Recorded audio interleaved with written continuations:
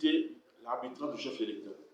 Après que le chef de l'État ait apporté son arbitrage pour apporter l'apaisement et la cohésion et la tranquillité dans la communauté, Ben Yamin s'est vu désigné président par intérim du Conseil supérieur des affaires islamiques du Gabon, en lieu et place de Rachid Abdurrachid Bandinga. Cette situation n'a pas créé des tensions. Cette situation n'a pas apporté des dérives, non plus de dérapages. Nous avons tous obéi au chef de l'État. Après que l'équipe de Ben Yamin André Obolo avait décidé de ne pas participer au congrès organisé par le camp de l'ancien conseil et avait aussi refusé d'être dans la réconciliation. C'est pourquoi aujourd'hui, je prends la parole pour restituer les événements tels que je les vécus. Bien. Ici, est de rappeler que nous avons été reçus le 7 et nous avons obéi au chef de l'État. Quand bien même ces décisions allaient à l'encontre de nos principes, allaient à l'encontre de nos idéologies, allaient à l'encontre de nos aspirations. Sachant que les décisions venaient du chef de l'État, nous avons obéi et nous avons écouté. Un temps plus tard, Ben Yamin avait le flambeau. Il dirigeait la communauté. Après les dérives et les dérapages constatés par le chef de l'État, qui nous a conseillé pour faire un rapport des travaux préparatoires du Congrès, il ressort que la charte écrite ou les propositions de rédaction de la charte ne devenaient pas un moyen qui permettait à toutes les maisons de s'y retrouver, encore moins la République. Le chef d'État a pris d'autres mesures et a posé le problème sur la table que la charte que vous avez eu à écrire est une charte qui ne répond pas à l'esprit de la République. Par conséquent, allez-y vous asseoir et revoyez ce qui a été mis dans la charte et additionnez l'esprit républicain et laïque du pays.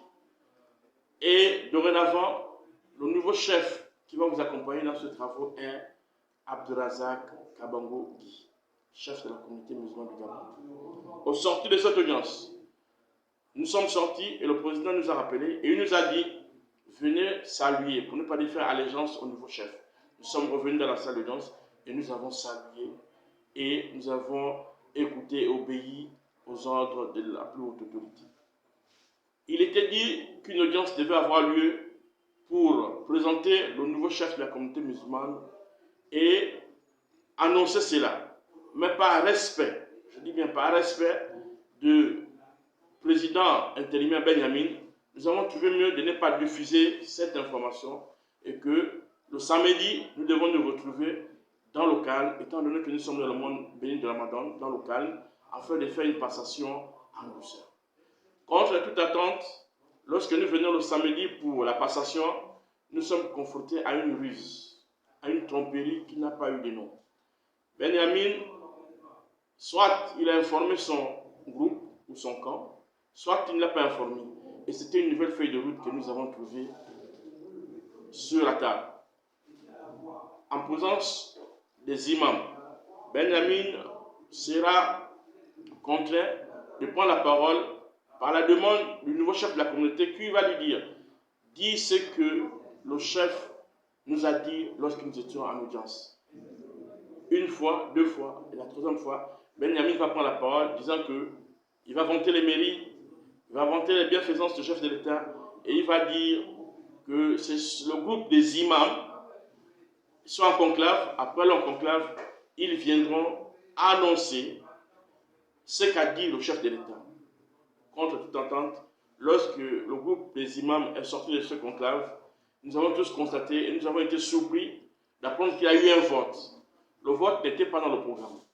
Le vote n'a été qu'une ruse, une tromperie, et qui a amené les gens dans une situation où aujourd'hui beaucoup regrettent. Alors, ce vote a été fait, a été confirmé contre les aspirations et les orientations du chef de l'État. Suite à cela, ils ont continué leur programme. Alors qu'il était dit devant le chef de l'État que nous devons passer à la passation et réfléchir mieux afin de mieux organiser le congrès de la communauté musulmane. Donc j'appelle tous les frères, mes sœurs de la communauté à prêter attention. L'affaire n'est pas un problème de la communauté musulmane, c'est devenu une affaire étatique et la plus haute autorité nous a apporté ces orientations. Il veut bien nous accompagner. Hier, quand il a désigné Benjamin, ça fait mal à ceux qui étaient au conseil. Et aujourd'hui, quand il a désigné une personne, c'est tout à fait normal que ça fasse mal au camp de Benjamin. Mais sachez que l'islam est une religion de paix, de tolérance et d'acceptation. Le Gabon est un pays laïque, est une république qui a ses réalités.